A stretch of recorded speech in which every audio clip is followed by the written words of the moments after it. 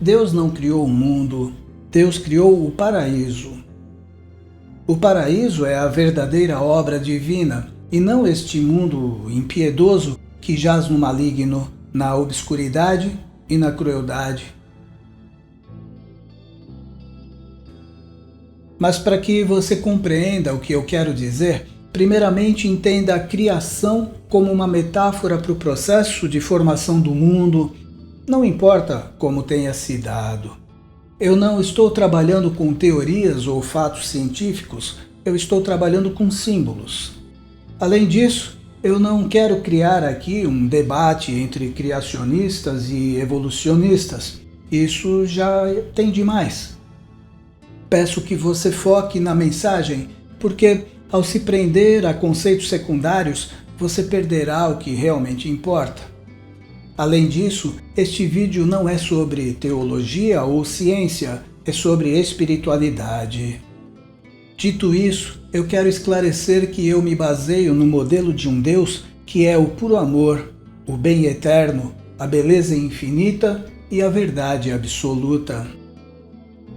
Embora eu faça algumas referências bíblicas, como a lenda da criação contada no Gênesis, eu não estou me referindo ao Deus judaico-cristão puramente. Estou apenas utilizando a linguagem simbólica dessa lenda para tentar esclarecer subjetivamente o que a nossa mente não consegue entender objetivamente. Consegui me explicar? Espero que sim. Eu sei que os textos bíblicos nos levam a acreditar que Deus criou o mundo, mas esses textos não são definitivos e permitem outras interpretações simbólicas. A Bíblia não diz claramente que Deus criou o mundo. O título do primeiro capítulo de Gênesis na Bíblia é A Criação do Céu e da Terra e de tudo que eles contêm, ou algo parecido, dependendo da tradução. Aqui, o céu e a terra, criados por Deus, podem ser entendidos não como o mundo caótico que conhecemos hoje, mas como uma realidade ordenada e perfeita que depois foi corrompida, como sugere posteriormente essa mesma narrativa. Acontece que, segundo a lenda bíblica, a cada ato de criação, a cada coisa que criava, Deus notava que o que ele havia criado era bom. E viu Deus que era bom. Contudo, bom não me parece uma qualidade deste mundo, mas sim do paraíso. Este mundo não é bom. Não há nada essencialmente bom nele. Nós é que, pela presença de Deus em nossos corações, o Deus que definia anteriormente, interpretamos certos acontecimentos como bons, mas trata-se sempre de um bem relativo. O que é bom para alguns é ruim para outros. Um inseto preso na teia de uma aranha é bom para a aranha, que terá uma bela refeição, mas é ruim para o inseto, que encontrará a morte. Essa é a natureza deste mundo. E não me parece o paraíso. E viu Deus que era bom. Isso se repete várias vezes. Essa repetição nos dá a sensação de que o que estava sendo criado não era apenas funcional, mas algo pleno e harmonioso. E essa é a descrição de um estado paradisíaco. O viu que era bom reforça a ideia de que a criação estava em sintonia com o divino e não poderia ser diferente. Na sequência do relato bíblico, Deus criou o Jardim do Éden, que significa Jardim das Delícias. Um símbolo de perfeição, felicidade, abundância e êxtase divinos. A expressão máxima da bondade de Deus, em que a criação estava em sua forma pura, reforçando a ideia de um lugar perfeito, fértil e prazeroso, criado para a felicidade plena do ser humano. O paraíso, um lugar ou estado de paz e perfeição. Não se parece nada com este mundo. Ainda segundo a lenda, em certo momento, enganados pelas forças do mal representadas pela serpente, o ser humano foi expulso do paraíso criado por Deus com base na luz da verdade para habitar o mundo mergulhando nas ilusões da realidade, fonte de toda dor e sofrimento da humanidade.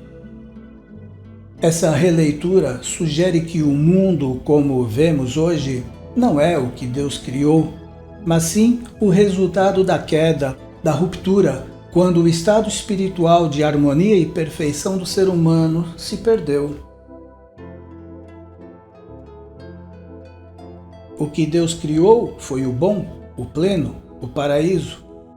O mundo é uma versão distorcida dessa criação original.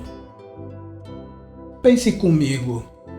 Como Deus, que é a perfeição, poderia criar um mundo imperfeito como este?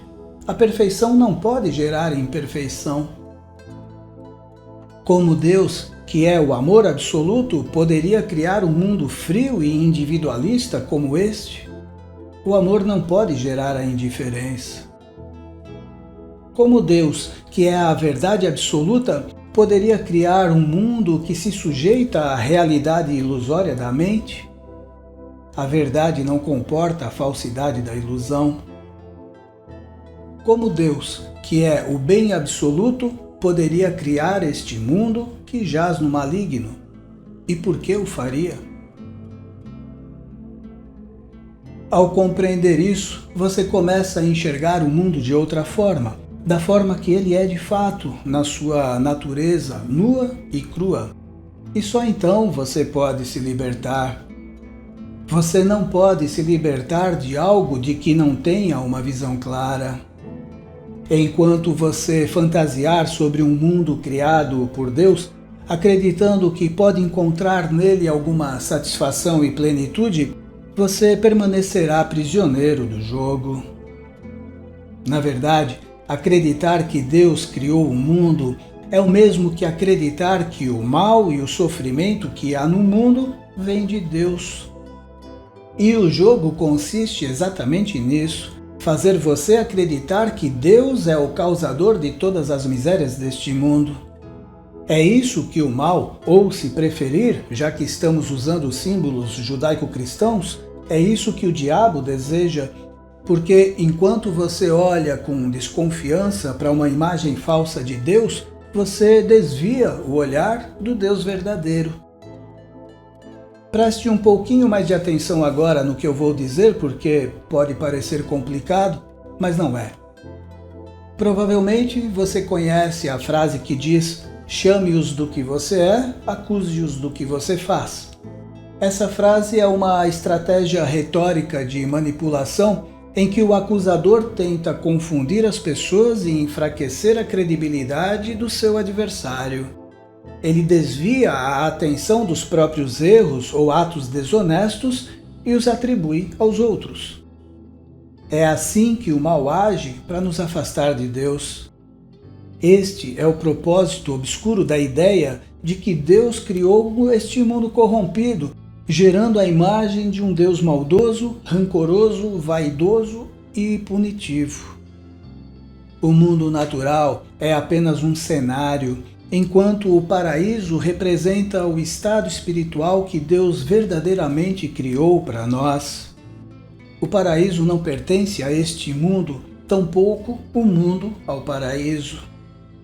O meu reino não é deste mundo. O mundo é uma consequência da perda do paraíso no nosso interior. A queda, a ruptura aconteceu dentro de nós. O reencontro é a reconstrução interior do paraíso. Se a queda aconteceu dentro de nós, então o mundo visível é apenas o reflexo dessa ruptura interior. O que chamamos de mundo é uma projeção contaminada, uma sombra do paraíso original. Veja que essa perspectiva ecoa em várias tradições espirituais e filosóficas. No cristianismo místico, que é o que eu ensino, O pecado original que nos levou ao banimento do paraíso não é um fato histórico, como querem nos fazer crer as religiões cristãs tradicionais, mas uma condição interior que distorce a percepção de nós mesmos, nos afastando do paraíso, do reino de Deus, e não é deste mundo. No budismo, o sofrimento nasce do mundo e a libertação vem da transformação interior e não da mudança do mundo externo. No taoísmo, o paraíso é viver em harmonia com o Tao, que quer dizer o caminho, o fluxo natural daquilo que é anterior aos fenômenos do mundo e que encontra-se no nosso interior. É um pouquinho complicado, né? Na verdade, não é. Assim, o reencontro com o paraíso não diz respeito a nada deste mundo. É uma jornada espiritual de reconstrução da harmonia perdida dentro de nós, para que os nossos olhos e corações se abram e manifestem a nossa essência divina. Em resumo, o reino de Deus, o paraíso, é um reino de amor, de justiça, de beleza e de prazeres superiores, enquanto que o mundo natural é um lugar de escuridão, ignorância e enganos. É um reino conhecido como Vale de Lágrimas, governado pelo Príncipe das Trevas. O mundo é o paraíso contaminado pelo mal das ilusões, enquanto que o paraíso é a verdade original. O reencontro com o paraíso é interior e não se trata de construir algo novo, mas de reconhecer o que sempre esteve presente. Percebe agora que uma simples mudança de perspectiva pode transformar tudo? Que tudo que você faça seja meditação e que uma nova consciência nos conduza a um mundo melhor. Nos vemos no próximo vídeo. Muito obrigado.